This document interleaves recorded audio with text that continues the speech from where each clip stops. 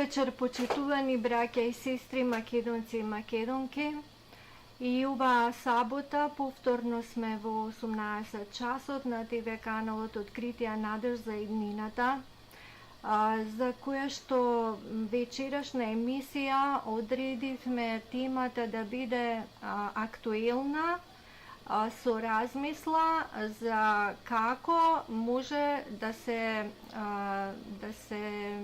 организираат такви акции или да се решаваат прашања кои што се решаваат најчесто преку донации. Значи, вечерашната тема е култура на донација или нерешавање на проблемите. Зошто ова второто, нерешавање на проблемите? Бидејќи во нашето општество ние секојдневно се среќаваме со апели за помош и за донирање средства, финансиски, значи парични или на друг начин, на луѓе кои што се загрозени, кои што се во незавидна положба и од така наречена ризична социјална група, односно ризични социјални групи кои што ги има многу во едно општество, вклучително и во македонското општество. Последниве 2 недели исто така теча акции на донирање за настрадани, за семејствата на настраданите. Во дали да видиме дали се слуша, мислам дека претходно беше добро, а сега ќе провериме. Момент. Да се слуша. Да. Се извинувам, имавме проверка на тонот, дали е во ред. Во ред, проверив. Значи, минатите 2 недели, особено и предходната недела, интензивно течеа акциите за донирање, за помош од граѓаните на Република Македонија за семејствата на настраданите во трагедијата во Кочани, но и на оние чии што блиски, односно најмногу деца, се лекуваат по нашите болници, по болниците во странство, со тоа што се смета дека за тие потребни лекувања, односно за таа несреќа што ги снајде овие семејства, најдобар начин да им се помогне во тие денови, може би околу потребните трошоци, како што се испраќањето, последното испраќање на најмилите или некои други потребни трошоци што произлегуваат во тој нивен тежок момент, дека е потребно да им се излезе во пресрет на таков начин со парични средства кои што се израз или замена на каква и да било друга помош која што може да си ја обезбедат доколку им треба кога би имали парични средства. И тоа е сосема разбирливо, особено во вакви моменти кога се случуваат ненадејно некои настани кои што не се очекувани, кои што ги затекнуваат луѓето и се некогаш и парализирани од сите таа случка, и тоа е сето во ред, и тука треба во прв ред да произлезе и да се изрази на најдобар начин таа човечка солидарност и хуманост, и тоа е до тука е во ред. Значи секој што е во неволја треба му се пружи помош веднаш, непосредна, во моментот што е можно побрзо, дали за да се спаси, дали да се санира нешто или пак отпосле ако треба за се што е потребно. Меѓутоа, тоа се едноручни, како да кажеме, донации, кога помагаме на некој што е во потреба во одреден момент, за додека се снајде или ако нема и така натаму. Меѓутоа гледаме дека често тоа е случај луѓе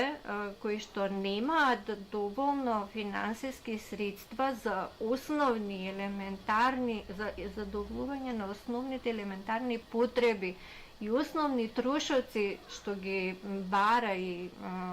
што ги произведува нашето живење и нашето секојдневно функционирање, да бидат во позиција да зависат од некоја милосрдие или добрина или донација од некој друг, што на тој начин би му се решил проблемот или би платил некоја сметка, обично и такви трошоци што се за струја, за вода, бидејќи имаат блокирани сметки луѓето, а уште повеќе особено многу такви акции и иницијативи за покоренување така донирање, односно подигање на некаков фонд со одредена цел за разни потреби на граѓаните, се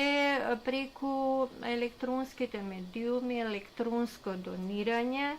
или пак преку SMS пораки. И во тој дел размислата е дека тоа е симптоматично, тоа е индикатор дека не функционираат основните системи на нашето општество, каде што ќе треба секој граѓанин да биде обезбеден, односно осигуран во случај на несреќа или на болест, да може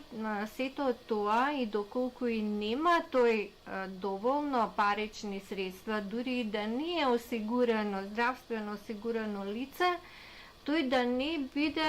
во страв дека поради тоа може и да дека не може да си го сочува или заштити своето здравје или да направи одредена здравствена интервенција, што може и да не е толку сериозна, меѓутоа и на тие минимални барања или износи кои што се бараат или по здравството,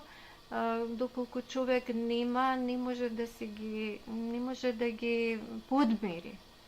И тој дел особено е кај нас присутен, и ве зборувам за Македонија, меѓутоа не е само за Македонија, низ целиот свет истата состојба, заради компарација најдобро и со нашите соседни земји, соседите, да се спореди дека истиот тој начин или принцип на донирање, особено преку SMS или телефонски повици, како ќе се договори со операторите, се случува и за најсериозни болести и најтешките, од кои што навистина животот зависи дали ќе продолжи на кој начин и дали и доколку се пружи лекувањето, има изгледи тоа лице или тој болен да оздрави. И таа ситуација како граѓани кои што ја доживуваме за нашите блиски, за нашите сограѓани и сочувствуваме со таа состојба, често има поделени ставови меѓу луѓето околу самото донирање. Кај некои луѓе не се доведува,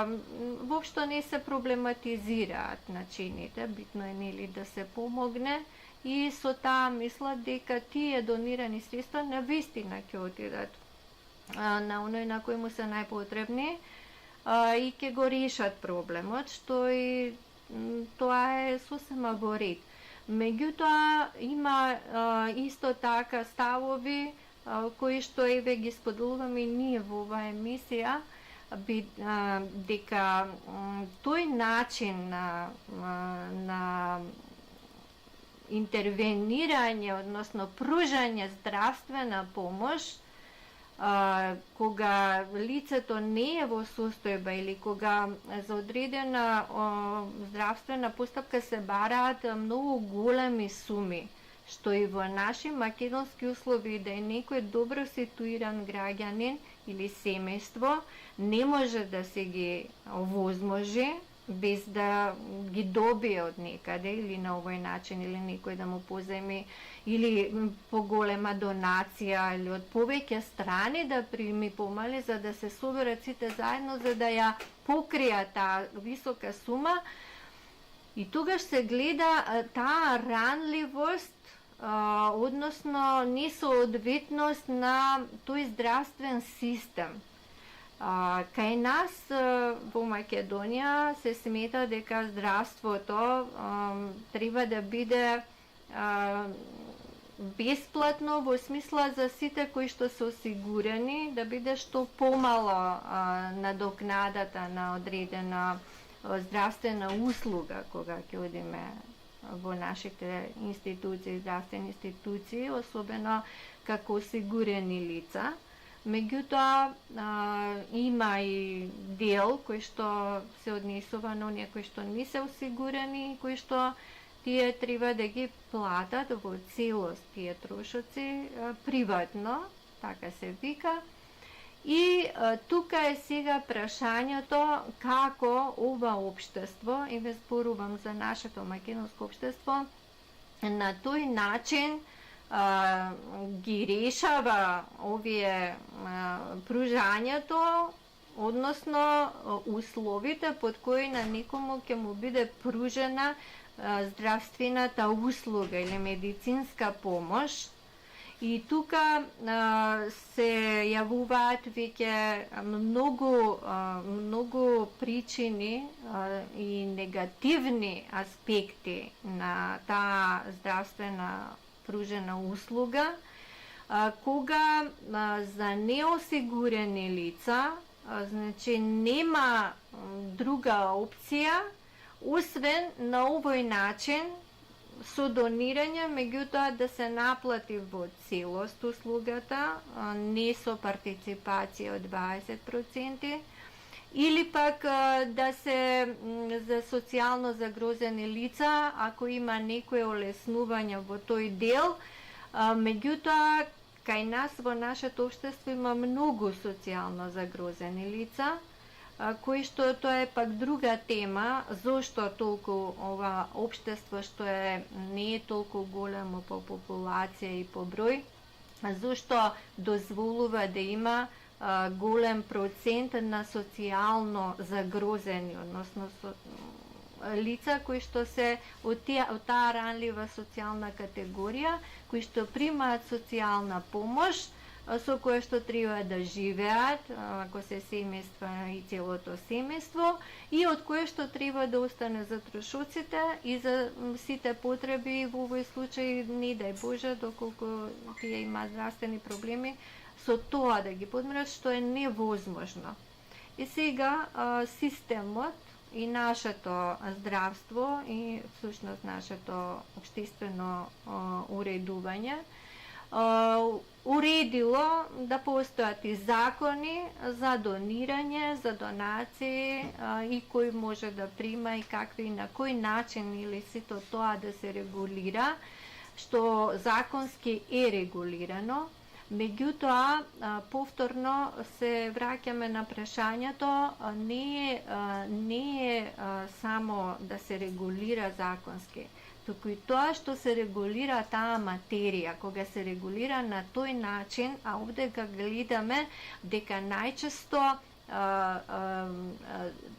тој елемент кој што ги диктира овие услови и предуслови на кој начин ние како граѓани треба да да се однесуваме за да добиеме, еве повторно ќе се задржиме на таа, да речеме здравствена услуга. Ајде, за други услуги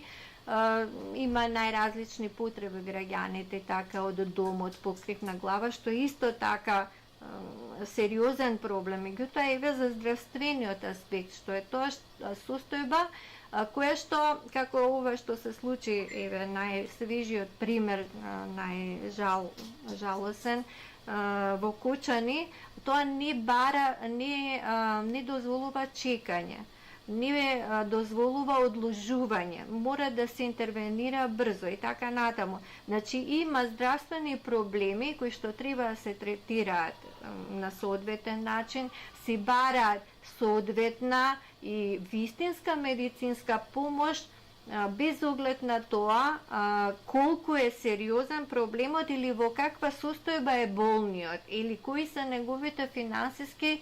можности или социјална положба. Значи тука, ако веќе ние сме едно општество, социјална држава, каде што се води грижа за тие аспекти на луѓето, значи да им се овозможи грижа во задоволување на најелементарните права и потреби што ги имаат. Значи да имаат дом каде да живеат, да имаат храна, да имаат вода, да имаат чиста средина, значи средства за хигиена, значи најосновни, да им се пружи здравствена помош. За тие потреби гледаме дека овој систем,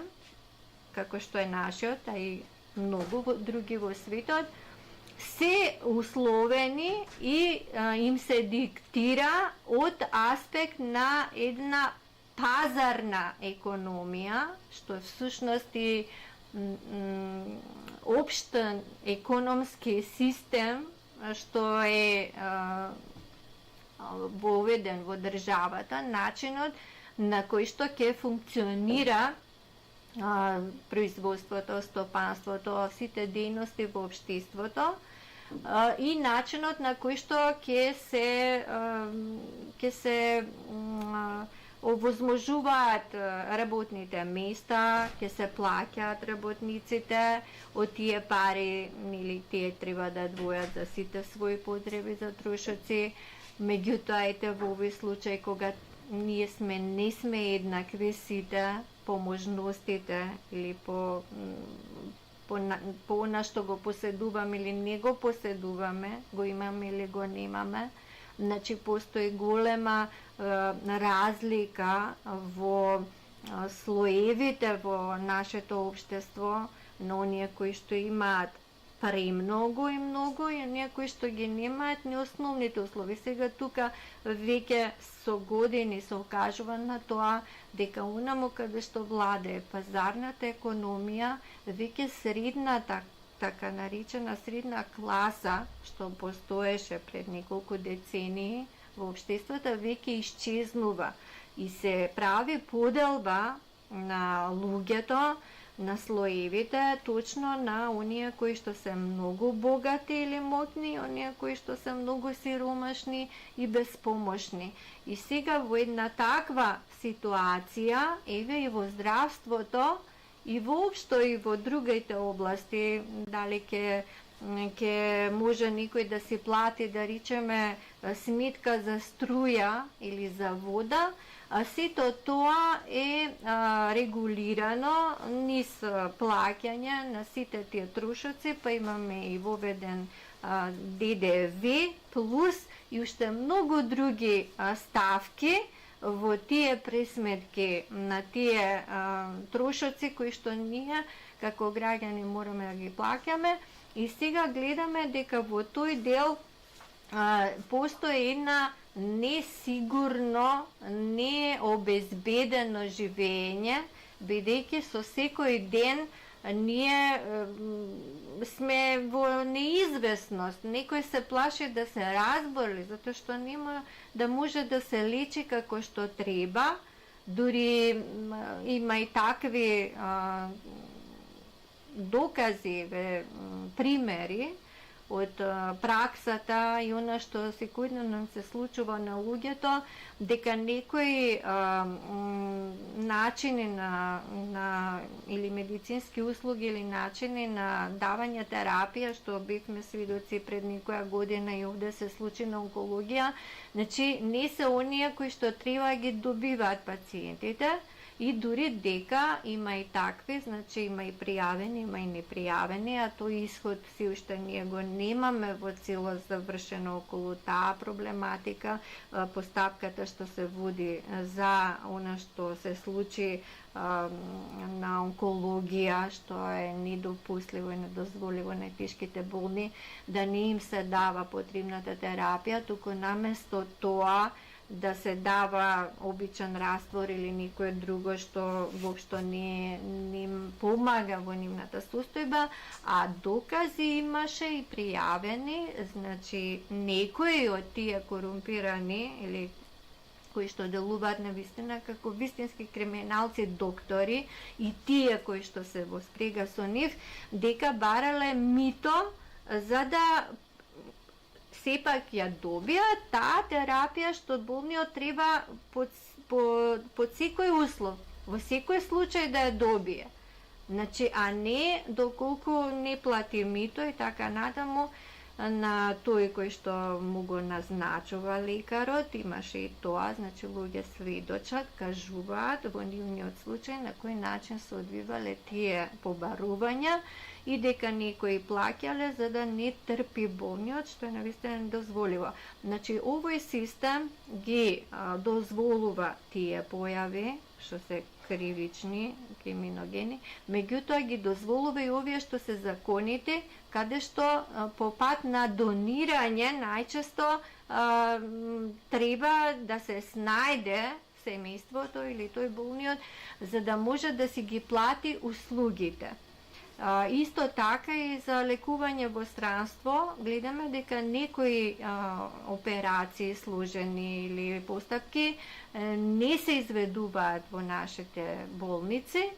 и за таа цел треба да отиде болниот да се направи таа интервенција во некоја друга земја, каде што тие се многу високи суми, како што рековме, некогаш се движат и по 100 или над 100.000 евра и уште повеќе, зависи за каков проблем е сериозен или на кој начин работи таа болница, значи што тоа исто така е проблем, затоа што не е уредено меѓу државите на поинаков начин, односно не е уредено во самата држава да не се наплаќаат тие здравствени услуги без оглед каква е таа и колкава сума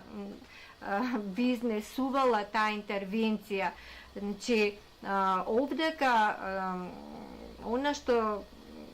начинот на кој што се постапуваше во однос на повредените од кочани што се транспортираа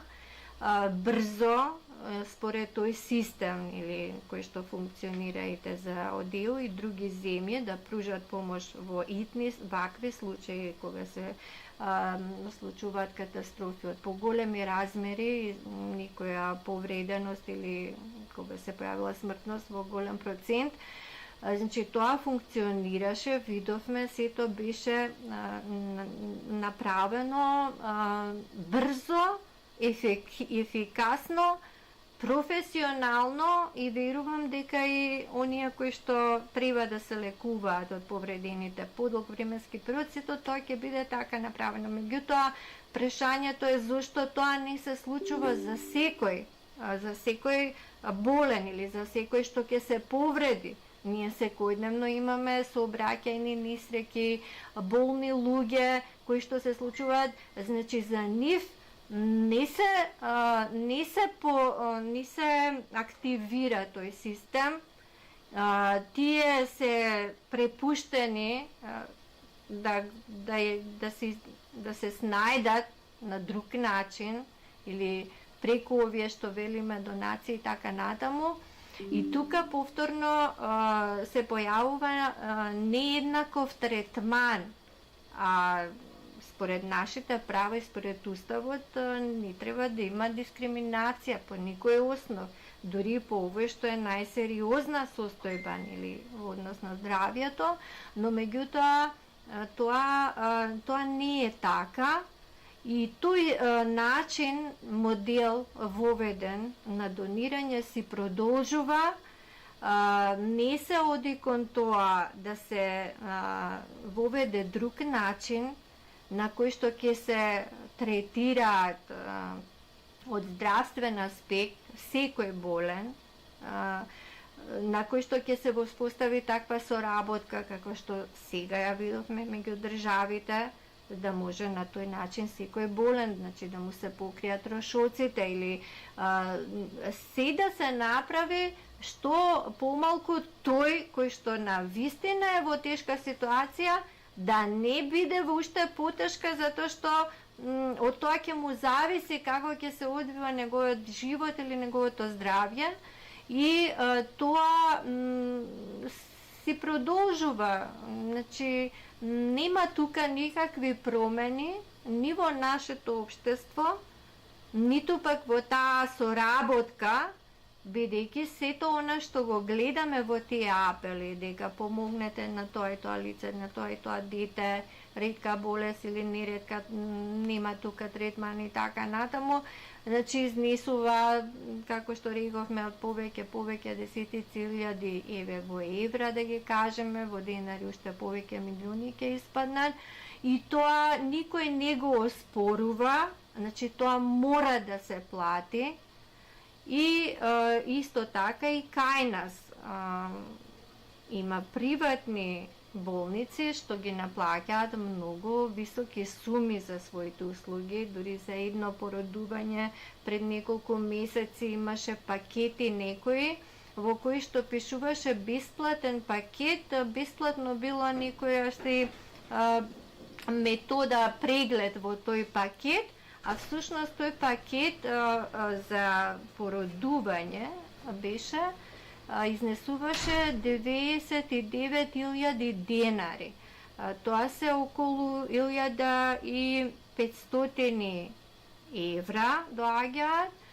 значи на услуга што тие третираат дека е некоја со поволности, па е вклучува нешто бесплатно и така надаму. А всушност тоа не е воопшто мала сума. И приватните болници на вистина ги пружат своите услуги со многу високи цени, што не е во ред и што тоа треба да се решава на друг начин. Колку здравството и колку оние што се во здравството ги разгледувале овие аспекти и дали има некои програми од некои, еве, бидејќи тоа се повеќе од партиски аспект се кандидираат всушност луѓе кои што потоа ги ставаат директорите на тие клиники или одредени професионалци, доктори кои што ете се и партиски членови, па и водат некои институции. Ние до сега не сме виделе дека тука нешто се менува. И ако имал некоја поразлична партиска програма, еве сега зборувам за тој дел, бидејќи секогаш на избори кога се оди, тие особено и во разни области кажуваат дека тие ќе направат тоа, дека ќе се надмине тоа или ќе се укине, ќе се воведе нешто. Ако имало нешто во овој дел, до сега не се има случено, ниту пак слушаме дека здравството поинако ќе се организира, уште повеќе дека тоа треба да биде бесплатно и дека треба секојому да му се пружи потребната на највисокото професионално ниво, без оглед тој од кој слој на општеството или од која група, бидејќи сега ние не се зборува за класи, меѓутоа се зборува за групи, а тоа е исто, само што поинаку е дефинирано. Значи, тука не е тоа ни уставно, затоа што ако сме сите еднакви, треба да ги уживаме подеднако сите права и да не бидеме дискриминирани. И тоа си продолжува и создава револт и кај луѓето што се хумани, што сакаат да помогнат, гледаат дека на тој начин не се работи за тоа дали ќе се помогне и навистина ќе има добар исход таа помош, таа донација и се. Меѓутоа, зошто овој систем не се менува и кој тука може да помага? Значи, помагаат оние кои што имаат. Не може да помогне и да донира некој што нема. Значи, а тие што имаат, дали го доведуваат во прашање овој систем, кој што нив им ствара поволности, или го уреден е така да на некои луѓе, категории или групи им овозможува тие да создаваат, да имаат и да стекнуваат и повеќе средства и имот, отколку на некои други. Значи, тоа е прашање за причината зошто се дозволува да се одвива истиот тој модел, а не се интервенира во причината каде што ќе се отклонат причините зошто некој е во таква незавидна положба и не може да излезе цел живот, се труди, работат многу луѓе, меѓутоа не може да заработат толку, уште помалку за некоја таква што цел живот некој може да штеди таа сума да не успее да ја заштеди, а и да успее да ја заштеди, треба да ја даде за нешто што е секако најважно, здравието. Меѓутоа, тоа е сосема нехумано за здравието да се бараат толкави суми. И тоа што е во нашето општество во Македонија, еви во Скопје, и ние сите кога одиме на лекар и се сочуваме кога гледаме какви се цени има на некои услуги, бидејќи многу луѓе кои што имаат потреба да им се реши некој здравствен проблем, исто така се сочуваат со ситуацијата кога не можат со мој термин, што е воведен на тој начин, да чекаат многу долго време, бидејќи се чека за одредени прегледи, се чека. И тие, сакајќи побрзо да го решат проблемот, или таква е болеста, што не треба да се чека, одлучуваат да одат приватно, да си ја платат таа услуга. И тука исто така, без оглед што тие самите одлучиле, тие се наоѓаат во една дискриминирачка положба, затоа што на оној начин на кој што тој е осигурен, им овозможува со партиципацијаите, дури не е ни бесплатно, туку 20% секој осигурен здравствено осигуреник си плаќа, значи не е ни тука без плаќање, меѓутоа, бидејќи не може тоа да му се овозможи во дадениот момент, тој е изложен на многу голем трошок. И сега тоа некаде можеби се проблематизира, сигурно, и во владата, и во собранието, и во министерствата, на некои маси, во некои комисии, во некои нивни состаноци. Верувам дека тука се водат тие и дебати и битки за тоа како треба се подобри или што треба да се направи за да не се изложуваат граѓаните на вакви